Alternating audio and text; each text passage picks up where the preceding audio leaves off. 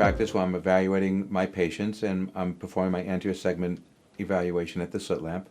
Clearly, the bulk of the patients that the next step would be a UBM is when I'm examining them, and I get the sense that there is an anatomically narrow angle, and it would be those patients that I would feel the next step is going to include a UBM. And I say include because most of my patients I will still go ahead and after making an assessment that the chamber angle appears narrow, I will still go ahead and perform gonioscopy, but there are many patients where gonioscopy is really difficult to perform. Patients with blepharospasm, patients who really find a gonioscopic evaluation unkind.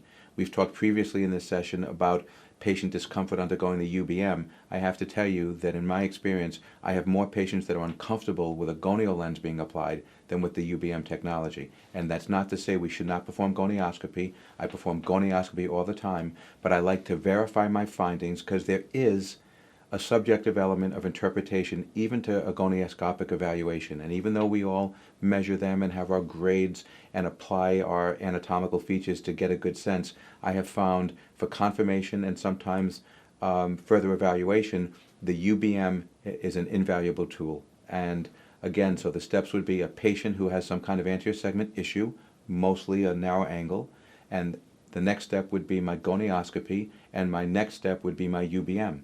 And oftentimes, after I've performed my initial gonioscopy and corroborated the findings with a UBM, in subsequent visits, I have my patients say, Dr. B, can you just do that waterboarding test for me and not stick that damn lens on my eye?